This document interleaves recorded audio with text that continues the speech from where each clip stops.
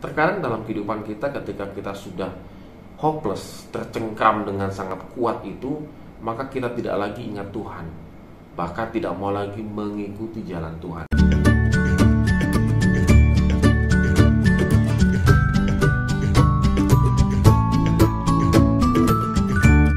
Morning Good Readers, apa kabar hari ini?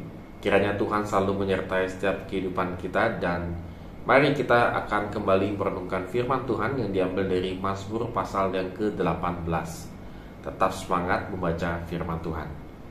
Ya, Good Readers, dalam kehidupan kita mungkin kita pernah mengalami yang namanya dicengkram, begitu ya. Yang namanya dicengkram itu sebenarnya ungkapan dalam bahasa Indonesia itu seperti tidak akan pernah terlepas.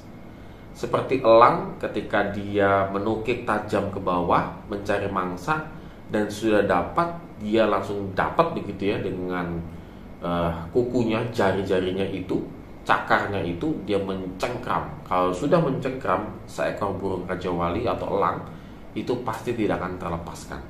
Nah, Daud ini bersorak-sorai mazmur kemenangan sebenarnya, bahwa dia mengatakan demikian.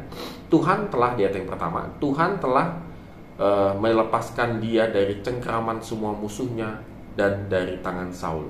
Nah, kita kalau kembali lagi ingat bagaimana kisah Daud dengan Saul. Saul adalah seorang raja, punya wilayah dan punya kekuasaan, punya pengaruh yang sangat besar. Dan ketika Daud itu dikejar-kejar oleh Saul, maka Daud itu seperti dicengkram begitu ya, seperti kayak burung elang mencengkram mangsanya. Dan Daud sadar dia tidak akan bisa kemana-mana, karena di mana-mana adalah Saul, kekuasaannya dan seterusnya. Dan mazmur ini ditulis oleh Daud karena dia mengalami kemenangan. Akhirnya Tuhanlah yang melepaskan aku. Di sini luar biasa bagi saya, begitu Daud merefleksikan kembali bagaimana kehidupannya itu bisa lepas daripada Saul, itu semata-mata karena pertolongan Tuhan, bukan karena dia ataupun kepintaran dia, kehebatan dia. Tetapi Good Readers, kalau kita lihat di sini dengan seksama, maka di ayat yang ke-21 dan 22 itu menurut saya menjadi kunci bagaimana Daud itu bisa melepaskan cengkraman daripada Saul, musuhnya yang waktu itu ya. Dia mengatakan demikian, Tuhan memperlakukan aku sesuai dengan kebenaranku, Ia membalas kepadaku sesuai dengan kesucian tanganku, sebab aku tetap mengikuti jalan Tuhan dan tidak berlaku fasik terhadap Allahku. Ini menarik sekali. Ketika dia mengalami cengkraman itu, apa yang dilakukan oleh Daud? Dia tidak memberontak. Artinya memberontak itu artinya melawan Saul dengan seperti kejahatan, dibalas lagi dengan kejahatan, begitu ya. Tidak. Tetapi supaya bagaimana melepaskan cengkraman yang sangat kuat itu, maka satu-satunya cara adalah dikatakan di ayat yang ke-22, aku tetap mengikuti jalan Tuhan dan tidak berlaku fasik terhadap Allahku.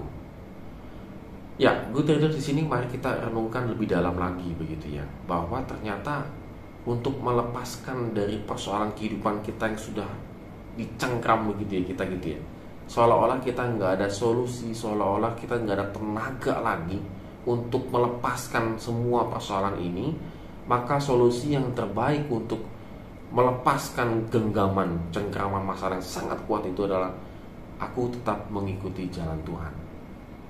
Terkadang dalam kehidupan kita ketika kita sudah hopeless, tercengkram dengan sangat kuat itu, maka kita tidak lagi ingat Tuhan, bahkan tidak mau lagi mengikuti jalan Tuhan.